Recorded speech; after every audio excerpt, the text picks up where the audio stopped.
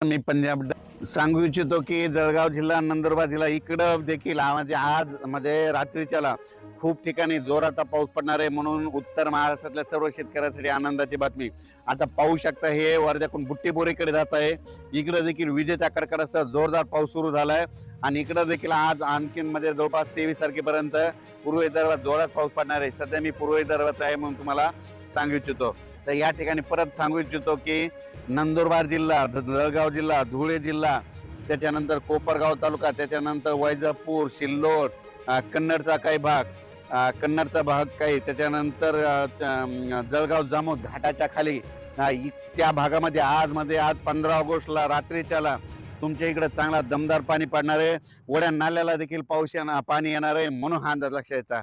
त्याच्यानंतर नाशिकला देखील खूप पाऊस पडणार आहे। त्याच्यानंतर संगमनेर, त्याच्यानंतर कोकण पट्टीला देखील पाऊस पडणार आहे, मुंबईला देखील पडणार आहे म्हणून हा अंदाज लक्षात येता।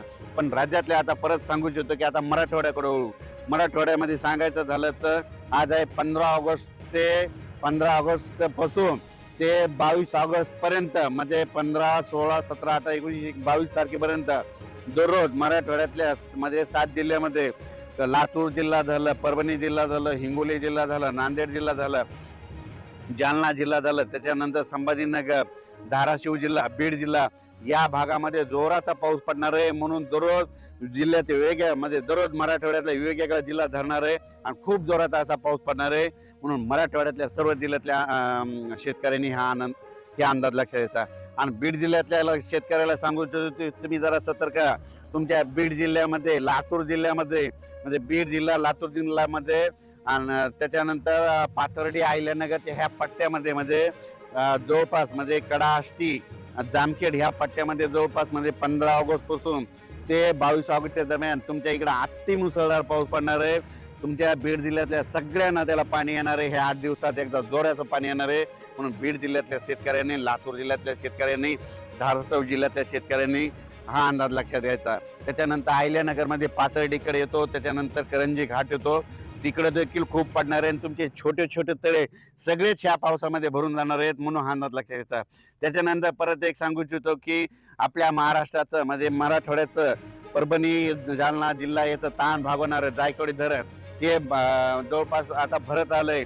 तर तुम्हाला एक सांगतो, आता जे उद्याचा पाऊस पडणार आहे म्हणजे आज 15 ऑगस्ट म्हणजे 16 ऑगस्ट पासून म्हणजे 15 ऑगस्टच्या रात्रीपासून उत्तर महाराष्ट्राकडे लगेच पावसाला सुरुवात होणार आहे। म्हणजे 15 ऑगस्ट पासून ते 22 म्हणजे 23 ऑगस्ट पर्यंत नाशिककडं, गुजरातकडं तिकडं खूप पाऊस पडणार आहे।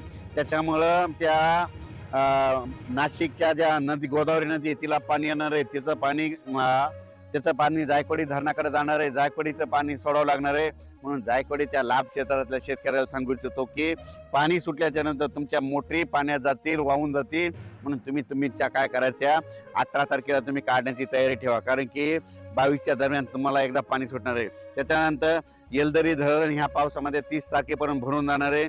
सिद्धेश्वर धरण देखील भरून जाणार आहे।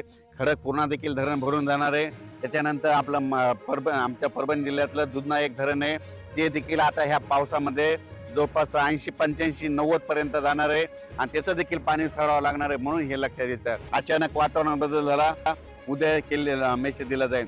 धन्यवाद।